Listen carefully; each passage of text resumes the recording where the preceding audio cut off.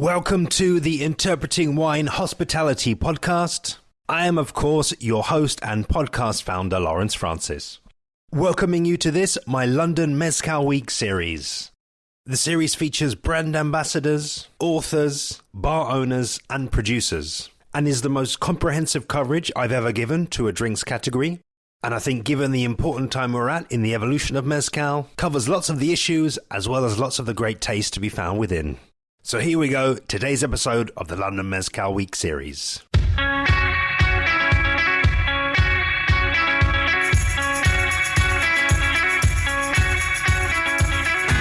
Today's episode of the London Mezcal Week series features Agave Expert Tom Bartram. One of the leading experts in this drinks category, we hear about Tom's humble beginnings with mezcal and how his love for the category first grew, before taking a deep dive into the growth of the mezcal category in the UK. Enjoy. I'm Tom Bartram. I work for a company called Specialty Brands, but been involved in the spirits business now for about 15 years. And I've always been drawn to Mexico in general. Even when I was a kid, we had a much less authentic take on what Mexico was back in those decades, the 80s and the 90s. But even going to the Tex-Mex restaurants and having a tequila when I was growing up and when I was a teenager, I appreciated. And really kicked off for me in terms of recognizing that there was a quality within agave spirits when I first started bartending when I was about 19. And this was 2004, and cocktail revolution had really begun to take off. And I worked in one of the first bars that had quite a focus on the agave category. Well, back then it was a couple of dozen bottles of 100% agave tequila, which was unheard of for the UK in those years.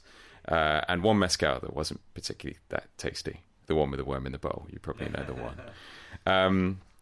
But that really opened my eyes to the fact that agave spirits can be delicious. There's some incredible tequilas out there for sipping. And the US market have jumped on premium tequila by this time, really has nowadays. But the UK has always had more of a struggle with getting people to recognise that there's quality in the agave spirits category.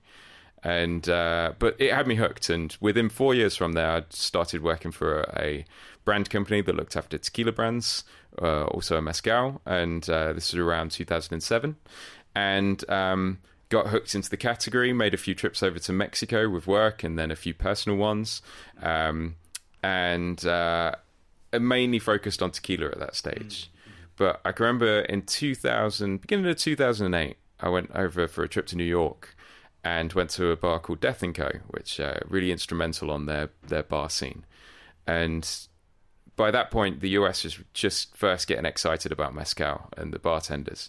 And the bartender they had saying, it's like, do you like tequila? And I was like, yeah. He's like, do you like scotch and smoky scotch? And I was like, yeah. Have you tried mezcal? And I was like, well, I tried one. I'd actually had an initiation for another bar that I'd worked at where I had to drink the worm, which just don't chew. It's like oyster, don't chew. But it's like, you've got to try this mezcal. It's incredible. There's no worm in it. It's traditional. It's smoky. It's amazing.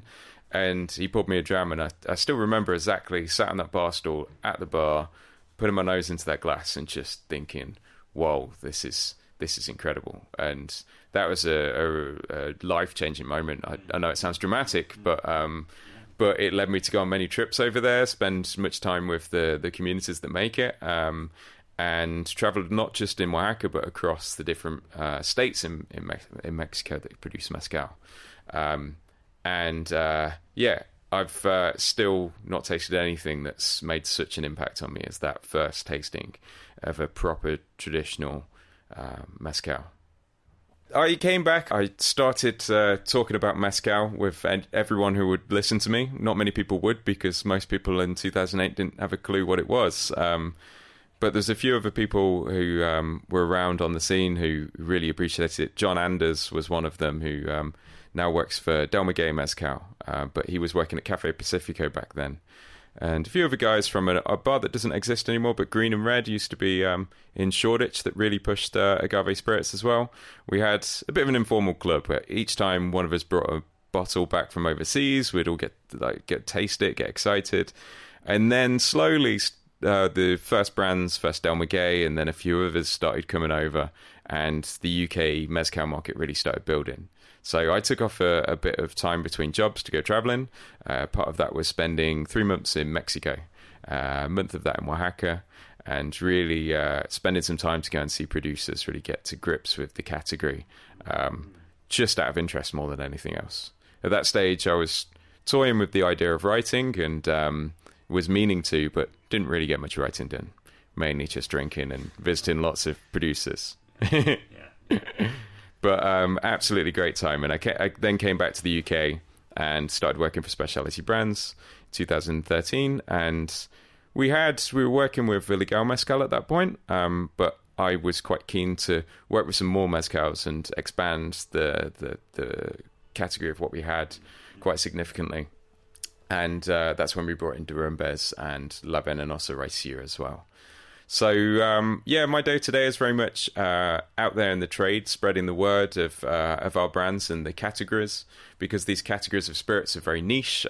We're building the categories as much as we're building the brands. So a lot of bartender education and consumer education on those niche categories, such as mezcal. We're quite a small, dynamic team where everyone plays a big role in our direction of our company. We never take on a brand unless we have full consent of all of the people who work for the company, which is nice. It's refreshing for a company such as ours. So we know that if not everyone is on board, they're never really going to do a good job with it. So. Super interesting. I think your origin, and I think it's really cool because you never know when those experiences will come along that. Quite rightly, as you say, they completely change your life. They completely change your outlook, your perspective, and they can come, I think, as easily on a bar stool in New York, or somewhere in Mexico, or in a bar, or even in somewhere like we are today in the London Mezcal Week. You kind of just never know, and it's just cool to hear that element of what's obviously then gone on to become a big part of your life. So I did interview your colleague Gabby earlier, and she did tell me the story and the personalities really of the 5 brands that you work with in the UK. So with you, I'm curious to talk more about this sort of idea of establishing a category. You're talking about 2008. There's no one's really heard about it since 2013 to present. You've been sort of living and you've been observing and you've been immersed in this world and seeing this category move on and establish itself. I wonder if you just sort of reflect a little bit on that time and what were the strategies that were used successfully and maybe some of the ones that were used not so successfully, and that have kind of brought us to this really, I think, crucial point, an important point where there's real traction, there's real uplift in the UK market. As with all of these niche categories, you're always going to start with the bartenders, the trade, the influencers, and with the bartenders, they were very keen to pick up on it quite quickly. We had a much bigger appreciation of tequila within the bartender community than within the wider consumer sphere in the UK. And mezcal was really a natural step on from the tequila category and the rise of 100% agave tequila over here. So it was just kind of assisting a trend that was emerging anyway and making sure it was at the top of people's minds. So we did a lot of activations and bartender education programs across the high-end on-trade, within retail outlets as well. Really started to notice it when the 5-star hotel bars, which are very influential in the bartender circles, started to put small production mezcals on their cocktail menus, about 2013, 2014. That's a significant moment for the category and also for the producers themselves to hear that, the Savoy has got a mezcal cocktail on the menu. And also, this was the sort of time when consumer interest started to perk up a little bit as well. But this was very, very much people who lived spirits and were very keen on spirits and very heavily involved in that world. we're still doing plenty of tasting sessions today where we're speaking to consumers that have never tasted mezcal before. So we often think in our bubble that we've grown something really big, but then you get out of those circles, and then the reality hits that it's still very far away from being a wider trend.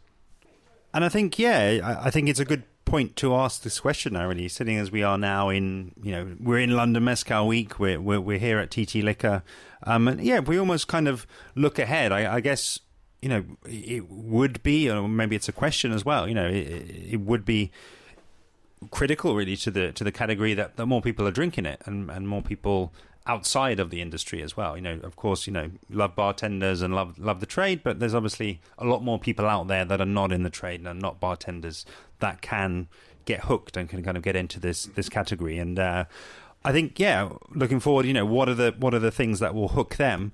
But I think also just almost like as a sort of a sub question, a sort of a two for the price of one, really.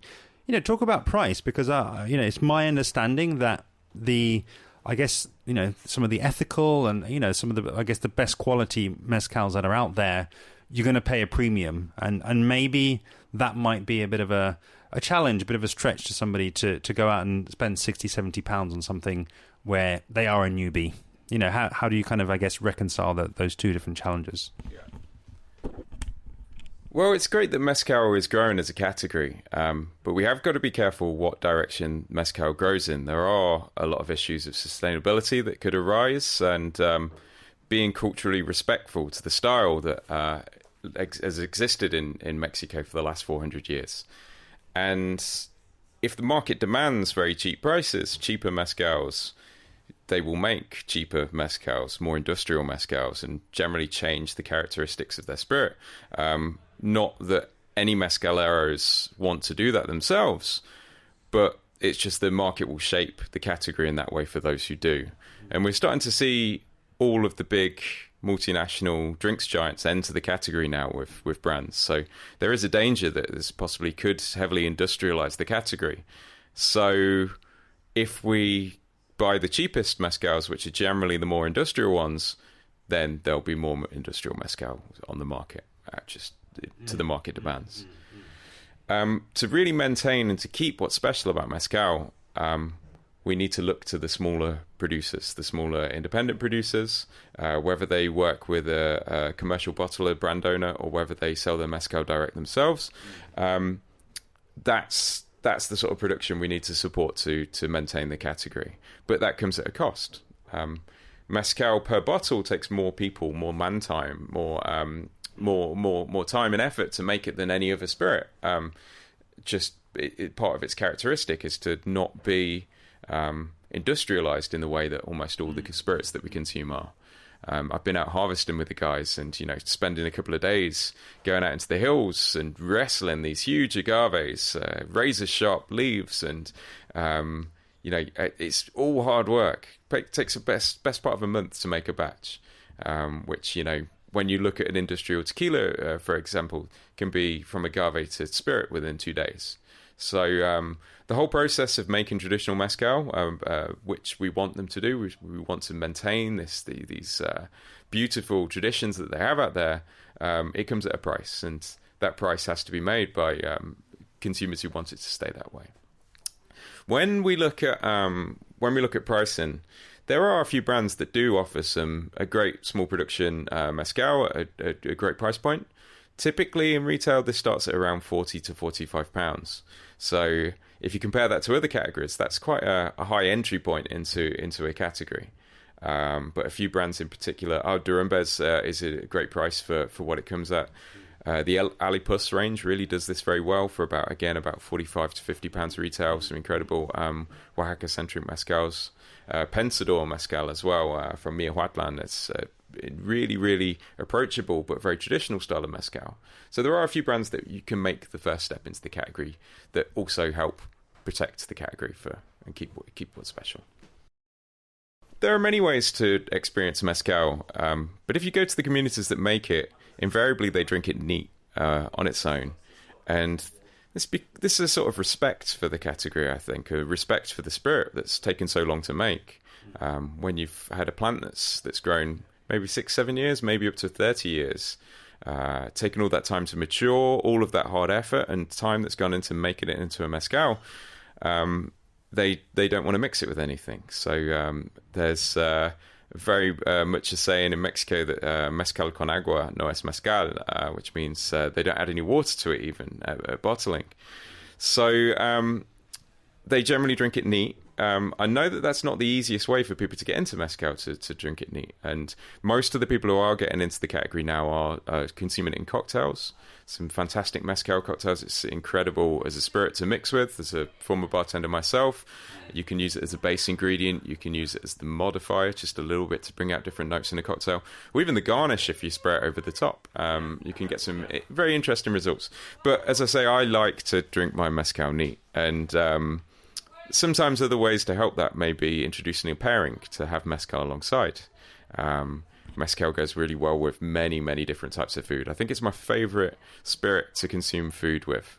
And not necessarily just limited to Mexican food, but Mexican food and mezcal go so well. But yeah, mezcal and cheese pairings can go really well. Mezcal and chocolate pairings can be an incredible take as well. One event that I am doing as part of London Mezcal Week is a mezcal Boilermaker event, which is Boilermaker is when you have a spirit neat served with some beer on the side. And going for a range of mezcals that really showcase different flavors. We're pairing them with everything from dry hopped IPAs to porter, even got a cherry lambic creek, and a cloudy natural fermented cider as well. So there's so many different pairings that you can get. And I always had this situation when you just finished work and you want just a beer and maybe something to sip along the side and experience it in that way. And there's nothing better than knocking off work and just having a beer and a mezcal. Thank you so much, Tom. Really enjoyed discussing the mezcal category and how this is being enjoyed in the UK. And I'm really hopeful that your episode will open the door for many more people. Do be sure to check out below for Tom's website link on the Specialty Brands website. As this is the first mezcal series that I've done, I would absolutely love to have your feedback.